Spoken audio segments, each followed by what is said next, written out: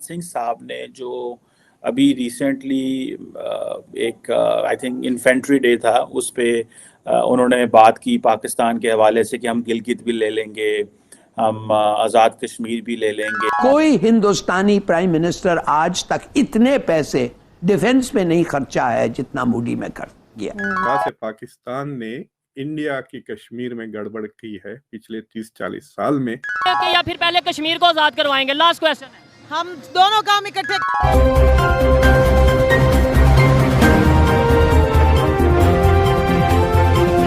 नमस्कार दोस्तों, welcome to our channel India first. जैसा कि दोस्त हाल ही में हमारे होम मिनिस्टर राजनाथ सिंह जी ने पीओके के बारे में कुछ ऐसा बयान दे दिया जिससे कि पूरा पाकिस्तान सदमे में आ गया। तो आइए दोस्तों, हम इस वीडियो के माध्यम से पाक मीडिया व जनता की राय जानते हैं। जय हिंद। सिंह साहब ने जो अभी रिसेंटली एक आई थिंक इन्फेंट्री डे था उस पे उन्होंने बात की पाकिस्तान के हवाले से कि हम गिलगित भी ले लेंगे, हम आज़ाद कश्मीर भी ले लेंगे।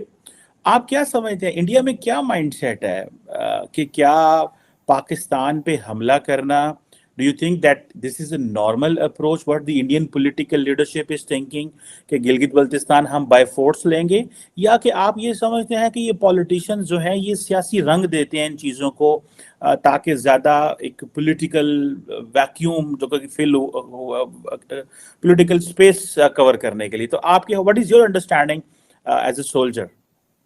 देखिए चीमा साहब, सबसे पहली बात तो ये है कि हमें देखना चाहिए कि कौन बोल रहा है। जहाँ तक श्री राजनाथ सिंह जी का सवाल है, वो हमारे रक्षा मंत्री जी हैं, और साथ में ही वो एक ऐसे पॉलिटिशियन है जो कभी भी एक शब्द भी उनके मुंह से कोई ऐसा नहीं आता है कि कोई कंट्रोवर्शियल हो, या कहने का मतलब है वो बहुत चुन चुन के अपना जो शब्दों का यूज करते हैं। और जिस स्पीच की आप जिक्र कर रहे हैं उसमें तकरीबन 1 घंटा 20 मिनट तक है, और उसमें उन्होंने लिखित स्पीच पढ़ी है, मतलब लिख के लेकर आए थे और लिख के देख के वो बोल रहे थे। ये भी नहीं है कि उन्होंने एकदम मन में जो बात आई है वो बोले। तो उन्होंने एक सोची समझी स्पीच है, और मैं ये मानता हूं कि ये जो स्पीच है सिर्फ जो आगे बैठे थे, जो फौजी और जो बाकी लोग हैं, उनके लिए तक नहीं था। उनको पता था कि मैं जो बोलने वाला हूं वो पूरी दुनिया में सुनी जाएगी और उसकी चर्चा होगी। और एक ही दिन पहले उसको, आपको पता होगा, जैसे 27 को आपने सही बताया, इन्फेंट्री और शौर्य दिवस की तरह हम जो मानते हैं, उससे एक दिन पहले ही रशिया के जो डिफेंस मिनिस्टर थे उन्होंने श्री राजनाथ सिंह जी से बात की थी यूक्रेन और उसके बारे में, और साथ ही उन्होंने चाइना के डिफेंस मिनिस्टर के साथ में बात की। तो उस स्टेचर में जो एक रक्षा मंत्री जी जब एक रिटर्न स्पीच लेके आते हैं तो उन्हें पता होता है कि क्या मैं मैसेज कन्वे कर रहा हूं। तो सबसे पहली चीज तो ये है कि it is a well thought out speech by the कोई हिंदुस्तानी प्राइम मिनिस्टर आज तक इतने पैसे डिफेंस में नहीं खर्चा है जितना मोदी में कर गया। वो क्यों कर रहा है? सोचिए तो सही। वो तो अगर वो होता तो और चीजों पे खर्चा और उसको इलेक्टोरल डिविडेंड्स मिलते हैं, मगर सबसे बड़ा एडिटोरियल डिविडेंड्स उस आदमी को, एक हिंदू फैनेटिक को जो मुसलमानों के खिलाफ है, उसको उस वक्त मिलेगा जब पाकिस्तान में एक झड़प में शिकस्त हो।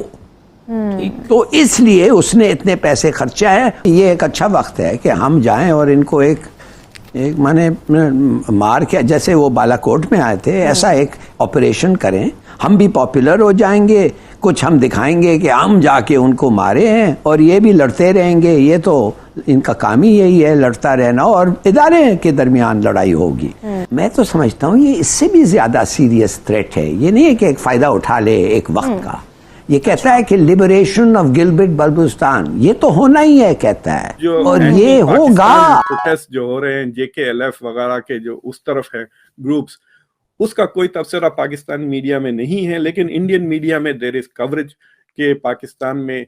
तो मुझे लगता है कि इट इज क्वाइट पॉसिबल कि इस गवर्नमेंट में बाद ऐसे भी लोग हो सकते हैं जो कहते होंगे कि जिस तरह से पाकिस्तान ने इंडिया की कश्मीर में गड़बड़ की है पिछले 30-40 साल में, हमको तो कुछ प्लान बनाने की भी जरूरत नहीं है। उन्होंने जो जो यहाँ किया, हम वो चीजें वहां कर सकते हैं।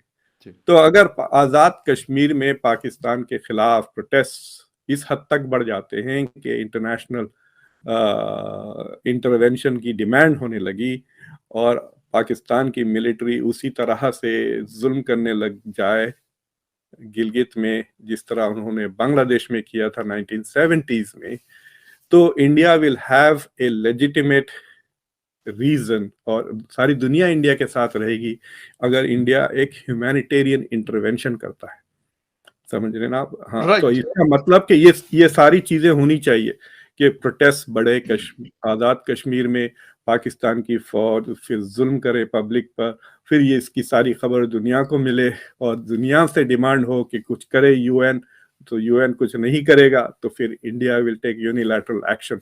तो ये तो बड़ा लंबा सिलसिला है। लंबा सिलसिला है और इसके लिए पहले ग्राउंड तैयार करना और फिर वहां पे तो ग्राउंड मुझे लगता है कि तैयार हो रहा है। ये ग्राउंड इंडिया में पहले पब्लिक को बनाना है, mood public has to be ready for this. ये बताएं कि पहले हम खुद आजाद होंगे कि या फिर पहले कश्मीर को आजाद करवाएंगे? लास्ट क्वेश्चन है। हम दोनों काम इकट्ठे पहले देखें, ये तो ठीक नहीं, पहले खुद आजाद होंगे या पहले कश्मीर को आजाद करवाएंगे? पाकिस्तान में जब फ्री एंड फेयर इलेक्शन होंगे और ये पाकिस्तान का जो साबिका वजीर आजम है यही मुस्तकबिल का वजीर आजम है। क्वेश्चन का आंसर, पहले खुद आजाद होंगे या कश्मीर को आजाद करवाएंगे? यही जवाब दे रही हूँ कि इंशाल्लाह हम आएंगे और कश्मीर को आजाद कराएंगे, क्योंकि मुल्क में तो हमने आज तक जब से आज़ादी हासिल की है कितनी देर इधर जमहूरी हुकूमत रही है। आपके साथ जो है, आपके साथ हमसाया मुल्क है इंडिया, एक मार्शल भी नहीं, उनमें कितने मार्शल लगे? एक भी नहीं लगा। इमरजेंसी लगी थी कुछ टाइम के लिए मार्शल, लेकिन जब नारा लगाते हैं वो कैसे कश्मीर को आजाद करवाएं? अब बोगस है, अभी तक आज तक कुछ भी नहीं किया जा सका उनके लिए, सिर्फ नारों तक महदूद है। हम और प्रैक्टिकली कुछ किया है? प्रैक्टिकली कुछ नहीं किया, हम सिर्फ नारों तक महदूद है। अगर शायद आप मेरी भी बात कड़वी लगे लोगों को कि हम कश्मीर की आज़ादी की बात तो इतने सालों से कर रहे हैं, 1948 से है ना, हुआ क्या? किया क्या? हमने क्या किया?